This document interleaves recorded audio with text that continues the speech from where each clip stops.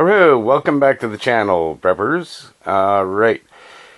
So, we have the antenna for my NVIS setup with the True SDX, and that's up and running, and we've gotten some great reports on it.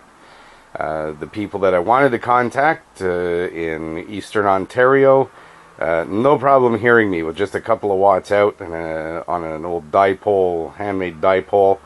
Everything's working great with that. Getting up to what I think 1,600 and some odd kilometers out of it on CW on the reverse beacon network, so that's awesome. But today we're going to go and deal with this end-fed half-wave antenna. This right here is the setup I bought that was supposed to be from QRP Guys. If we look, it says right there, QRP Guys. But it's not an original, and here's the telltale.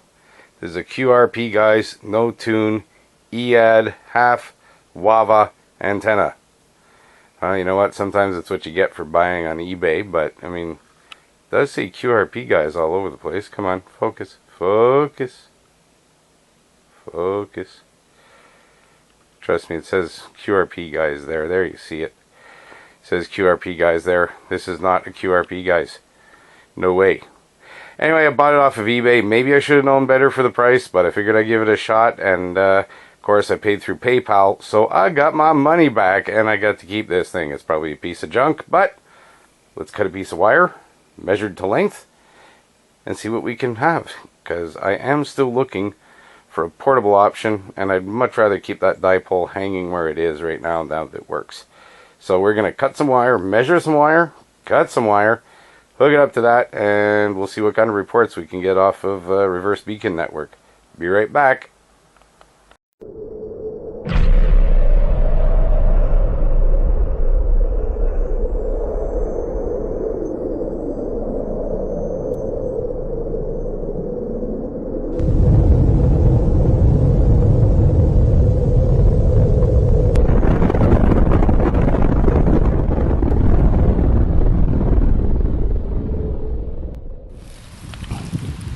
Alright, so we're outdoors. We got the wire cut, and here's the whole setup, really.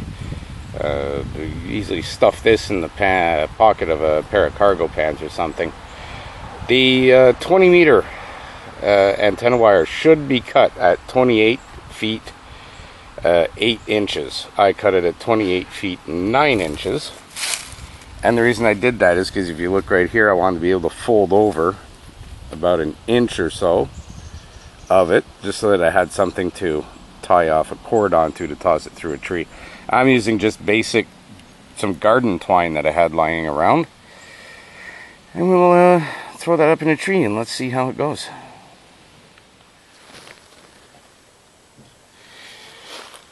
Alright, we got a nicer day out here today. The rain has stopped after about a week, and we're going to do attempt number 2 on the El Cheapo QRP Guys copy, fake, counterfeit antenna. I made a change already, as you can see, as I'm untying it here. The garden twine I was using was absolutely ridiculous. I didn't have the strength to even hold up the antenna. The one time I did actually get it up into a tree, it snapped before I could pull the antenna wire all the way up. So I've spooled on this, I don't know, about 1/8 inch cord. Picked it up at the hardware store, 70-pound test, should do it nicely. And there's about 48 feet on this. If I can unravel it here, I'm going to show you how I attached it to the antenna and why. Get it off. I got about 50 feet here of it. Alright, we're getting down to the connection to the antenna wire. Here's what I did. I laid the cord across the end of the antenna wire and just zip tied it. And this will not only hold it, but if you're starting out with a new antenna and you've cut it a bit long, you may need to trim it off. If you just zip tie things along like that, you can trim your antenna bit by bit without having to untie it and retie it and everything else.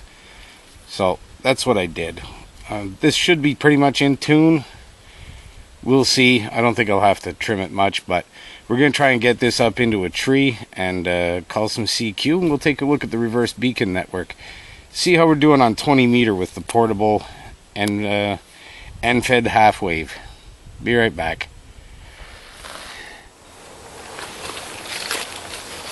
Alright, real easy setup here. We're going to use this stump. Plug our power supply in. Let's get the feed line uncoiled and over to the antenna adapter.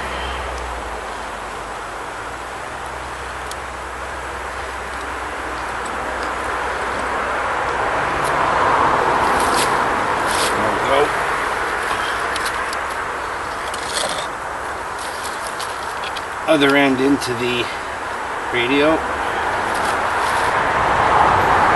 Plug that in. Go to menu. Band. 20 meter. There we go.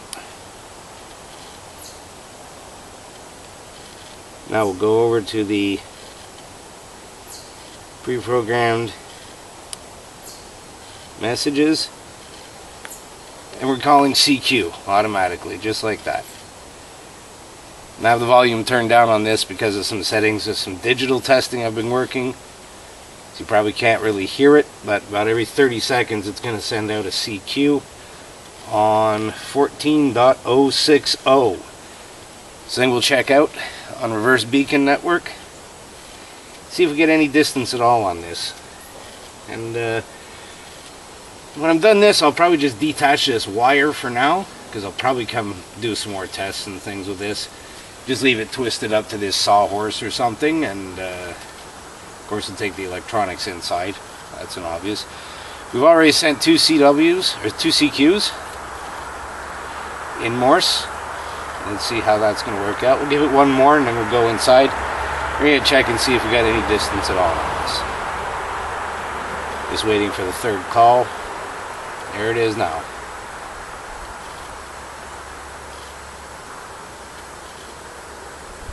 That's it. That's 3 CWs. Let's go check and see what happened on reverse beacon. Alright, so we're inside looking at the desktop, and as we can see here, 3 CQ calls, and we got 4 spots on RBN. Anywhere between like 650 plus to like 1200 and something kilometers, as we can see down there. What does concern me a little bit is kind of the area I was targeting right over here. I've skipped right over.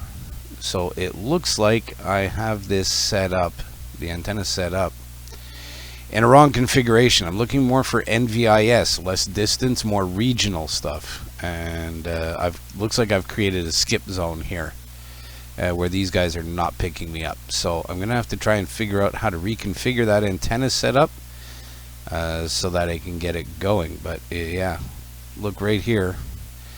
This is the area I'm targeting. There are spotters here that did not pick it up, so that's a bit concerning for me. Well, it's partially a good test. Obviously, this fake counterfeit QRP Guys thing does somewhat work. I'm getting good RBN spots here.